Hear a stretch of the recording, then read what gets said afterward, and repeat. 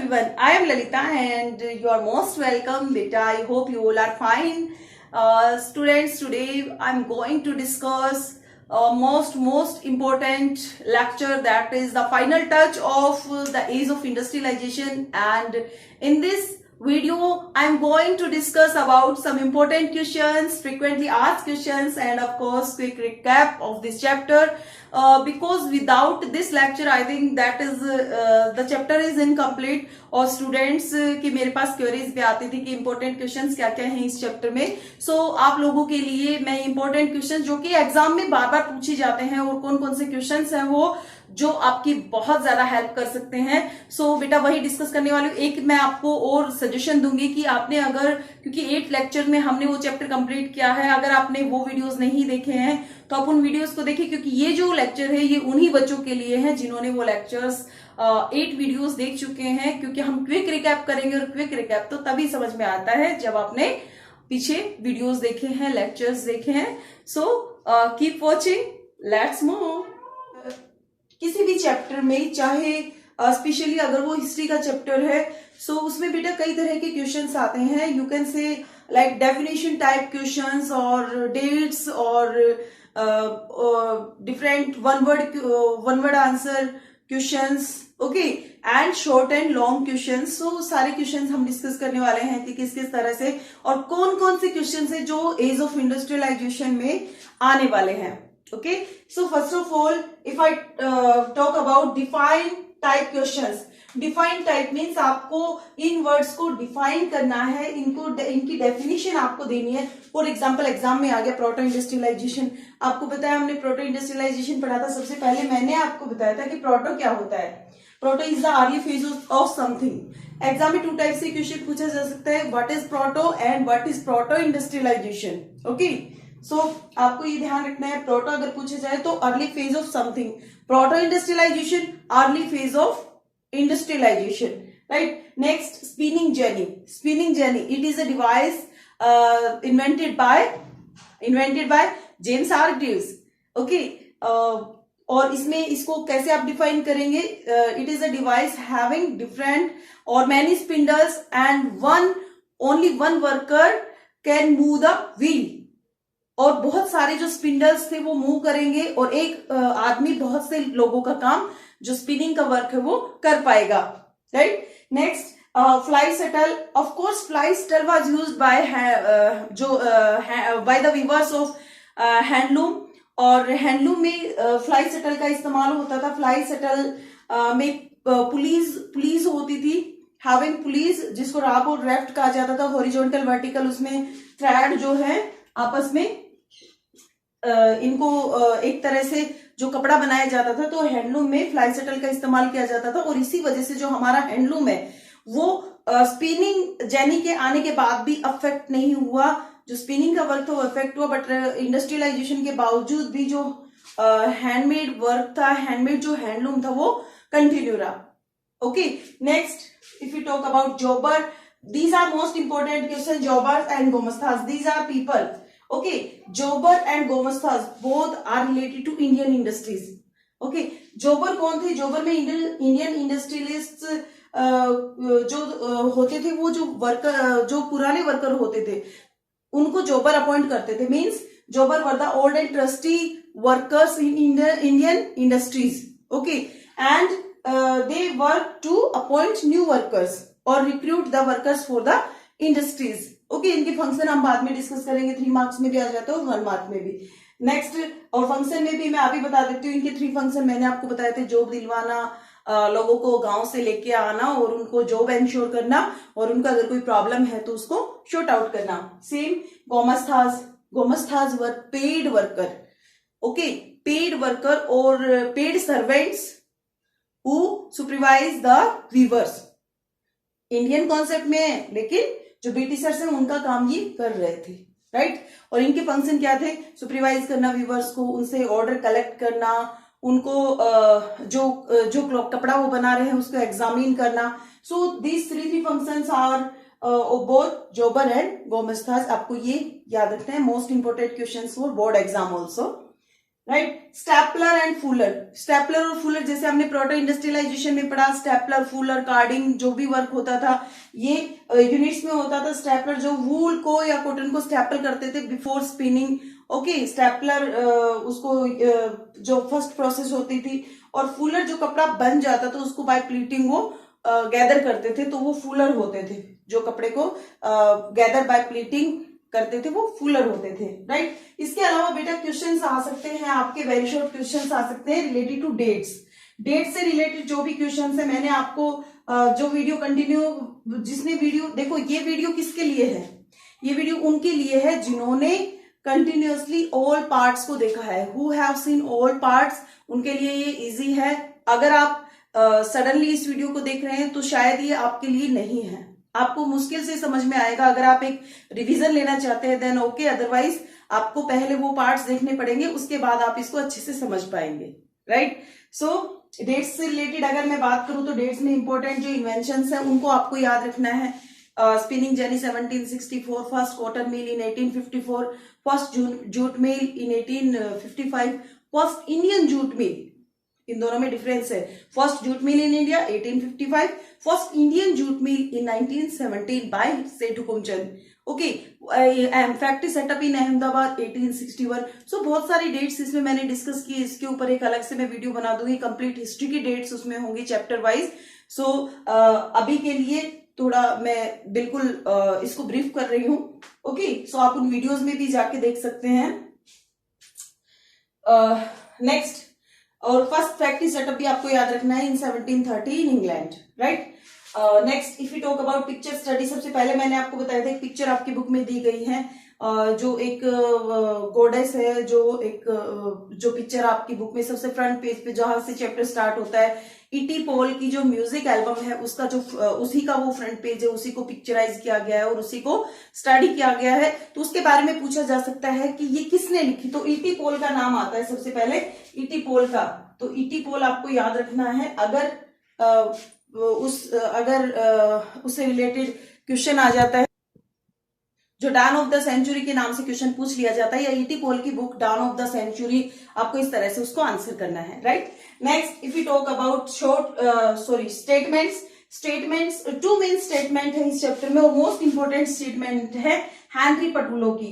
Henry पटुलो ने Indian industries के बारे में कहा था कि इंडियन इंडस्ट्रीज के जो गुड्स हैं उनकी डिमांड इंटरनेशनल मार्केट में कभी कम नहीं हो सकती, कुड नेवर रिड्यूस, कब तक, till another country produce the same quality of product, right. तो ये स्टेटमेंट एग्जाम में पूछी जा सकती है, और उसको किसने कहा था, हेनरी पटुलो ने। मैंने लेक्चर में भी इसको हाईलाइट किया था, ओके। अब ये वसंत पारकर का क्या रोल है, वसंत पारकर ने बेटा जोबर के बारे में लिखा था कि जोबर्स जो है वो, अगर हमें आपके जो सोर्सेज दिए हुए हैं आपकी बुक में, तो सोर्सेज में आप जाइए, सोर्सेज में से भी क्वेश्चन आते हैं, जैसे कॉस्टेज का है, ये वसंत पारकर, ये भी मैंने वहीं से उठाया है, ओके। एक भाई भोसले का के नाम से भी दिया हुआ है, जिन्होंने बताया कि जो फैक्ट्री है उसमें जो काम करने वाले वर्कर्स, उनके वर्किंग आवर्स बहुत ज्यादा थे, अबाउट 10 आवर्स थे। सो इन सोर्सेज क्या है बेटा, मैं आपको एक कुछ इनके बारे में जस्ट इन 2 सेंटेंस बताना चाहती हूँ। जिस भी चैप्टर में जो सोर्सेज दिए होते हैं वो एक्चुअल में चैप्टर का कंक्लूजन है, एक्चुअल में जो चैप्टर जहां से प्रोड्यूस हुआ है, यू कैन से कि इन सोर्सेज की मदद से ही पूरा चैप्टर लिखा गया है, ओके। तो जो पेजेस आप देखेंगे उनके साथ साथ ABCD करके सोर्सेज दिए हुए होते हैं चैप्टर में, सो वो मोस्ट इंपोर्टेंट है, उनको आप जरूर रीड करें। उन्हीं के बेस पे ये बुक, ये जो चैप्टर्स हैं इनको राइट किया गया है, किसी का लेटर मिला, किसी की बुक मिली, और उसमें क्या लिखा गया है उसी के अकॉर्डिंग आपको समझाने की कोशिश की है। आजकल के अगर टाइम की बात करें तो आज मास मीडिया इतना एक्टिव है, इतना पॉपुलर है कि कहीं लेटर लिखने की या बुक में बहुत, ठीक है बुक्स लिखी जाती है, लेकिन मास मीडिया ही उन चीजों को एक प्रूफ के तौर पे हम आने वाले 50, 60, 70, 80, 90, 100 सालों तक हम उनको, या और भी आगे हम देख सकते हैं। सो सोर्सेज से हमें पता चलता है कि किस तरह से जो इवेंट्स है वो हुई थी, राइट। इसके बाद नेक्स्ट हम बात करते हैं शॉर्ट और लॉन्ग क्वेश्चंस की। तो बेटा ये प्रोटो इंडस्ट्रियलाइजेशन का मैंने आपको बताया था 3 मार्क्स में भी क्वेश्चन पूछ लिया जाता है, तो 3 मार्क्स में किस तरह से पूछा जा सकता है, what do you know about proto industrialization और प्रोडक्शन। इस प्रोटो इंडस्ट्रियलाइजेशन में प्रोडक्शन कैसे होता था, मैंने आपको बताया था यूनिट्स में प्रोडक्शन होता था, और ये बात कर रहे हैं हम लंदन के, जो क्वेश्चन है ये इंग्लैंड के कॉन्सेप्ट में है, ये इंग्लैंड के कॉन्सेप्ट में है, इसके बाद हम डिस्कस करेंगे इंडियन कॉन्सेप्ट में। Next if you talk about why did merchants, next question जो इंपॉर्टेंट एग्जाम में आता है, why did merchants move to countryside, ये किन की बात कर रहे हैं? जो मर्चेंट्स गिल्ड सिस्टम जो होता था, और उस टाइम जो मर्चेंट्स थे वो टाउन में उनकी नहीं चलती थी, टाउन में ऑलरेडी मर्चेंट्स थे जिनको गिल्ड सिस्टम कहा जाता था, और उन्होंने एंट्री बैन कर रखी थी न्यू मर्चेंट्स की। तो इन्होंने अपना रुख किया किधर? गांव की तरफ, कि गांव की तरफ जाएंगे और जो वर्कर्स उनको हम ट्रेंड करेंगे और वहां से हम अपना प्रोडक्शन कर पाएंगे। तो पीजेंट्स और आर्टिसंस को इन्होंने ट्रेंड करना शुरू कर दिया। क्वेश्चन ऐसे भी आ सकता है कि पीजेंट्स आर्टिसंस, 1 मार्क में क्वेश्चन बता रही हो, पीजेंट्स एंड आर्टिसंस एग्री क्यों हो गए थे? मर्चेंट्स ने उनको जब ट्रेन किया और एग्री क्यों हो गए थे? तो उनकी जो श्रिंकिंग जो उनकी इनकम थी, श्रिंकिंग इनकम मतलब जो उनकी इनकम थी वो बहुत कम थी, तो वो अपनी इनकम को इंक्रीज करना चाहते थे, और पैसा तो सबको अच्छा लगता है ना? सो इसलिए वो एग्री हो गए थे। अब इसी क्वेश्चन को कैसे दिया जा सकता है? Explain guild system. Guild system जैसे मैंने आपको बताया कि लंदन में, इंग्लैंड में क्या होता था, गिल्ड सिस्टम था जिसमें न्यू मर्चेंट्स की एंट्री को बैन किया जाता था।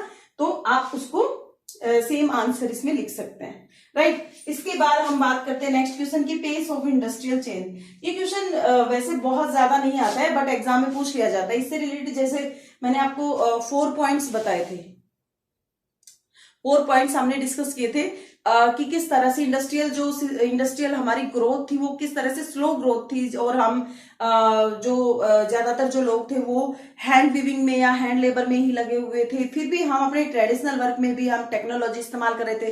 तो 4 पॉइंट्स मैंने उसमें बताया गया। इसमें स्टीम इंजन का पॉइंट भी मोस्ट इंपोर्टेंट है। स्टीम इंजन इतने थे 321 ज्यादातर यूज नहीं हो रहे थे, तो वो इसीलिए यूज नहीं हो रहे थे, मशीन का लोग इस्तेमाल कम से कम करना चाह रहे थे, क्योंकि मशीन्स बहुत एक्सपेंसिव होती थी। मशीन्स को यूज करने से लोग यूज टू नहीं थे मशीन्स के, सो उनको यूज करते टाइम वो बहुत बार सोचते थे कि पता नहीं इनका क्या होगा, इससे हमें बेनिफिट होगा या नहीं होगा।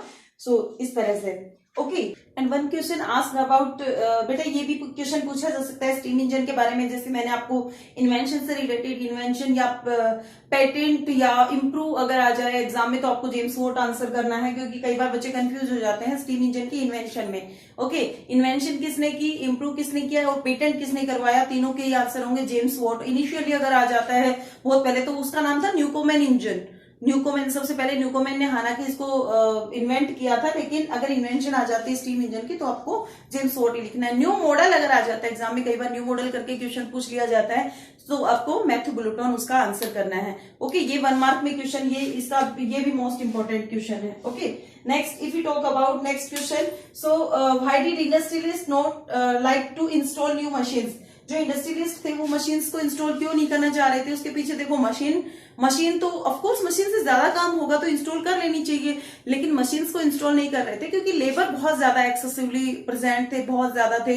आपने देखा होगा कि जो नाइट शेल्टर्स में रुक रहे थे, काम की तलाश कर रहे थे, इवन उनको ये लग रहा था कि हमें काम मिल जाए तो ज्यादा अच्छा है, और वो बहुत सारी प्रॉब्लम्स फेस कर रहे थे, जगह जगह लेबर मतलब काम की तलाश में घूम रही थी। तो मशीन्स का इस्तेमाल करने से बेटर उन्हें लगा कि क्यों ना, क्योंकि और मशीन्स को अगर ले आएंगे तो पूरा सीजन उनको रखना पड़ेगा, जबकि काम होता है सीजनल मीन साल में 2-3 महीने, तो क्यों ना हम लेबर को ये हायर कर ले, वो ज्यादा सस्ता पड़ेगा। ठीक है, इसके बाद अगर हम बात करें why did rich people prefer handmade goods. देखिए, मशीन के साथ ऑफकोर्स प्रॉब्लम तो थी, लेकिन फिर भी मशीन से बहुत ज्यादा प्रोडक्शन होता था। तो मशीन से रिलेटेड जो क्वेश्चन आता है, ये भी आता है कि तो जो रिच पीपल थे या जो रॉयल क्लास पीपल थे, वो क्यों हैंडमेड लेबर को प्रेफर करते थे। 1 मार्क में अगर क्वेश्चन आ जाता है तो क्योंकि ये सिंबल था, symbolize of refinement and quality. Refinement and quality का सिंबल था हैंडमेड, क्योंकि हैंडमेड में बहुत ज्यादा आप यूं कह सकते हैं कि टाइम ज्यादा लगता है, लेबर ज्यादा लगता है, और वो यूनिक प्रोडक्ट होता है। और वो हैमर वाला जो एग्जांपल हमने दिया था, एक्सिस और हैमर वाला, तो उसको भी आपको ध्यान रखना है, उसको भी आप 3 मार्क्स में एक्सप्लेन कर सकते हो। और मशीन जो थी वो जो मशीन मेड गुड्स होते थे उनमें यूनिफॉर्मिटी होती थी, यानी कि बहुत सारे गुड्स एक जैसे आपको मिल जाएंगे मार्केट में, लेकिन रॉयल क्लास जो फैमिली होती थी वो चाहती थी कुछ यूनिक प्रोडक्ट, ना कि सबके जैसा। ठीक है, तो इसके पीछे ये रीजन है। इसके बाद जो क्वेश्चन आता है आपका, जो इंपॉर्टेंट क्वेश्चन है, most important, why did women attack on spinning jenny. ये आपकी ड्यूरिजन में भी है, और इससे मिलता जुलता एक क्वेश्चन ये भी पूछ लिया जाता है, workers hostile towards new machines. जो वर्कर्स थे वो न्यू मशीन्स को पसंद नहीं करते थे, तो उसके पीछे रीजन क्या था। और विमेन ज्यादातर जो कि स्पिनिंग के वर्क में लगी हुई थी, तो विमेन ने भी इसको प्रोटेस्ट किया और स्पिनिंग जेनी को क्यों किया, क्योंकि सीधी सी बात है उनका एम्प्लॉयमेंट छिन गया। अब उनको वो जो काम मशीन कर रही है, अब वो जो काम करती थी वो मशीन करने लग गई और बहुत सारे लोगों का एक साथ काम कर देती है, तो कहीं ना कहीं अनएम्प्लॉयमेंट के डर के मारे उन्होंने मशीन्स पे अटैक कर दिया। ओके, इससे रिलेटेड बेटा एक इंग्लैंड की हम बात कर रहे हैं, ये पूरा जो कॉन्सेप्ट है ये इंग्लैंड से, क्योंकि आपको चैप्टर 2 फेज में मैंने आपको बताया था स्टार्टिंग में 2 कॉन्सेप्ट में हम चैप्टर को पढ़ेंगे, यूरोपियन कॉन्सेप्ट में और इंडियन कॉन्सेप्ट में। तो ये यूरोपियन कॉन्सेप्ट के क्वेश्चन है। क्वेश्चन इसे वीवर्स की कंडीशन का भी आप कर सकते हो कि वीवर्स की कंडीशन, वर्कर्स की कंडीशन कैसी थी।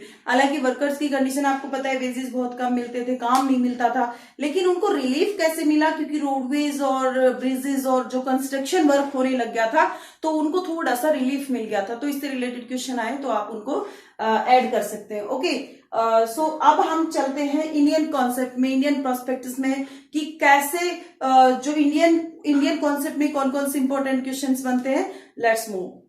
सो इंडियन कॉन्सेप्ट के क्वेश्चंस में डिस्कस करने वाली हूँ और ये आपके लिए एग्जाम में बहुत ज्यादा हेल्पफुल होने वाले हैं। सो अभी तक हमने की इंग्लैंड के कॉन्सेप्ट में, अब हम करेंगे इंडियन कॉन्सेप्ट में। जैसे उसमें भी मैंने आपको बताया था कि गोमस्ताज और जोबर, गोमस्ताज और उनके फंक्शन 3 मार्क्स से पूछा जा सकता है, 1 मार्क में आएगा तो सिर्फ डेफिनेशन पूछी जाएगी। ओके, सेम ऐसे ही जोबर है, जोबर का काम जोब दिलवाना, ठीक है, और गोमस्ताज सुपरविजन करना, कलेक्ट करना क्लॉथ और उसको एग्जामिन करना। जोबर जॉब दिलवाता है और विलेज से जो वर्कर्स उनको लेके आते हैं, जॉब दिलवाते हैं और उनको वहां सिटी में बसने के लिए उनमें जो भी प्रॉब्लम्स आती है उसमें क्राइसिस के टाइम पे उनको मनी देता है, उनकी हेल्प करता है। Okay, next if you talk about, यहाँ देखो मैंने लिखा है मैनचेस्टर।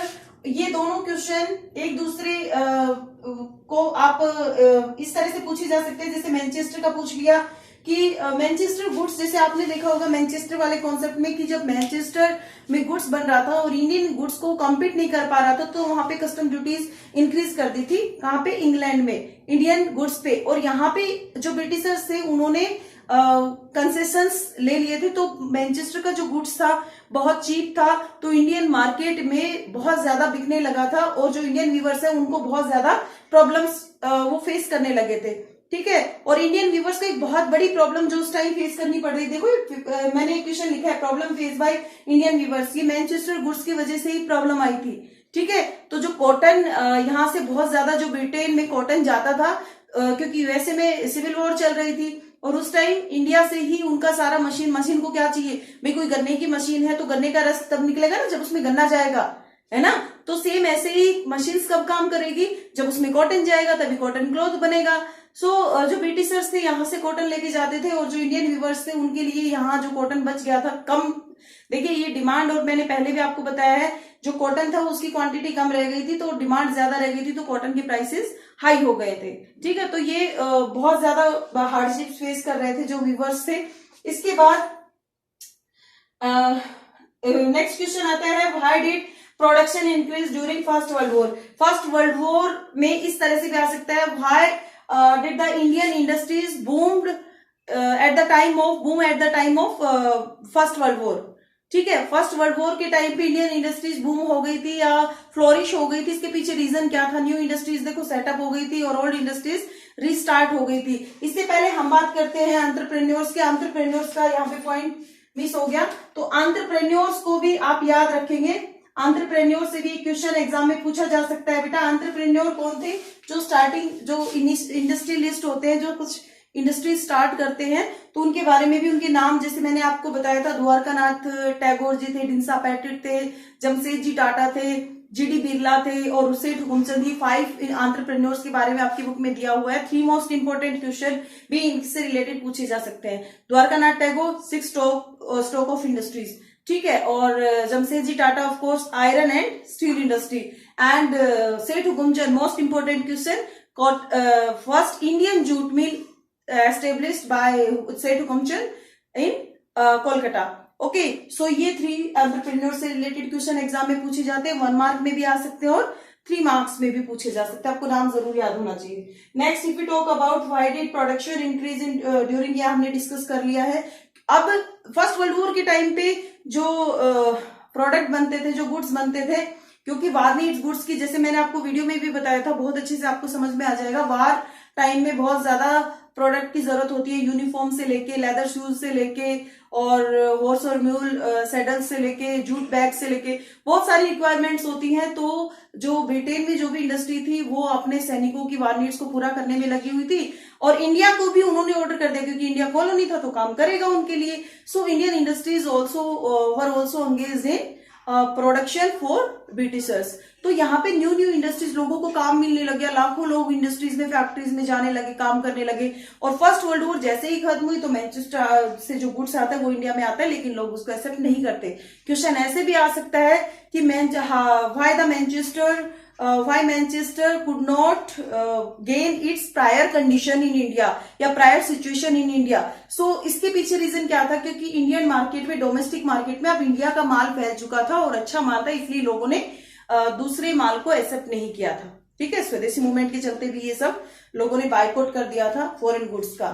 ओके, नेक्स्ट क्वेश्चन जो आपका है बेटा, जो इंपॉर्टेंट क्वेश्चन है, मोस्ट इंपॉर्टेंट, और एग्जाम में बहुत बार आता है, और ये क्वेश्चन है, what were the causes of decline Surat and Hooghly port. देखिए, सूरत पोर्ट गुजरात में, हुगली पोर्ट कोलकाता में है। सूरत और हुगली पोर्ट जो कि इंडिया प्री कॉलोनियल पोर्ट भी एग्जाम में पूछा जा सकता है, इन्हें कहते हैं प्री कॉलोनियल पोर्ट्स। क्या कहते हैं बेटा?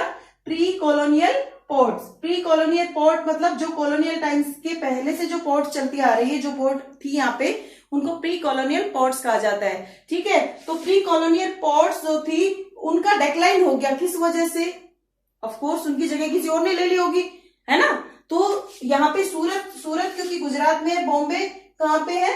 बॉम्बे महाराष्ट्र में है, तो जो सूरत से एक्सपोर्ट इंपोर्ट होता था वो बॉम्बे से होने लग गया। ठीक है, और जो हुगली से होता था, हुगली वेस्ट बंगाल में, कोलकाता भी वेस्ट बंगाल में है, दोनों नियर बाई है, तो वहां पे कलकत्ता उस टाइम, अब कोलकाता है, उस टाइम कलकत्ता था, तो कलकत्ता पोर्ट एस्टेब्लिश कर दी। तो उसके पीछे ये रीजन था कि दोनों पोर्ट डेवलप हो गई थी, और ज्यादातर जो इंपोर्ट एक्सपोर्ट था अब ब्रिटिशर्स के हाथ में जा चुका था। इसमें डाटा दिया हुआ है तो वो भी आप लिख सकते हैं। ठीक है, कितना डेक्लाइन हो गया था। इसके बाद next and last question of this chapter, 5 marks में क्वेश्चन पूछा जा सकता है, what were the different ways to advertisements. Different ways to advertisement हमने इससे जस्ट पहले वाला जो लेक्चर था हमारा, last video of this chapter, उसमें मैंने बहुत अच्छे से एक्सप्लेन किया 5 पॉइंट्स कि किस किस तरह से जो एडवर्टाइजमेंट के लिए लेबलिंग होती थी। हाँ, एक क्वेश्चन 1 मार्क में बेटे ये भी आ सकता है और 3 मार्क्स में भी आ सकता है कि मैनचेस्टर लेबलिंग का इस्तेमाल क्यों करता था, मैनचेस्टर गुड्स पे लेबलिंग का इस्तेमाल क्यों होता था। ऑफ कोर्स एडवर्टाइजमेंट के लिए, ऑफ कोर्स अपने प्रोडक्ट को फाइन प्रोडक्ट साबित करने के लिए, लोगों के मन में, जैसे मैंने आपको बताया था कि एडवर्टाइजमेंट का इफेक्ट होता है, और वो उस एडवर्टाइजमेंट का काम ही होता है कि लोगों के माइंड में उस चीज की डिजायर, उस चीज को वो खरीद लें। इस तरह से लोगों को परसुएड करना, लोगों को मनाना कि ऑफ कोर्स हाँ हमें तो खरीदनी है। ठीक है, तो एडवर्टाइजमेंट में जैसे गॉड गॉडेसेस की पिक्चर लगाते थे, रॉयल फैमिलीज की पिक्चर उस पे लगा देते थे, और वुडवार्ड्स ड्राइव वाटर पे जैसे श्री कृष्णा की पिक्चर लगाई हुई है। ठीक है, और स्वदेशी की अगर बात करते हैं, अहमदाबाद मिल में जो भी प्रोडक्शन होता था तो उसको एक देवी के हाथ में जैसे कपड़े दिए गए हैं और वो लोगों को डिस्ट्रीब्यूट करे, स्वदेशी ऊंचो मालू हिंदुस्तान में बनेलो मालू। ठीक है, तो इस तरह से गुजराती लैंग्वेज में लिखा जाता, तो इस तरह की वहां पे एडवर्टाइजमेंट की जाती थी, और लोगों को कैलेंडर्स, टी शॉप्स में और घरों में कैलेंडर्स यूज होते थे ताकि लोग उसको बार बार देखें और उसको खरीदने के लिए वो माइंडसेट उनका हो जाए। ओके, सो एडवर्टाइजमेंट का बहुत बड़ा रोल रहा है, आज भी है एडवर्टाइजमेंट का रोल मार्केटिंग में। सो आई होप ये सारे क्वेश्चंस आपको मुझे लगता है एक क्विक रिकैप हम कर पाए और आपको बहुत ज्यादा बेनिफिट होगा। So keep watching, thank you, have a good day ahead.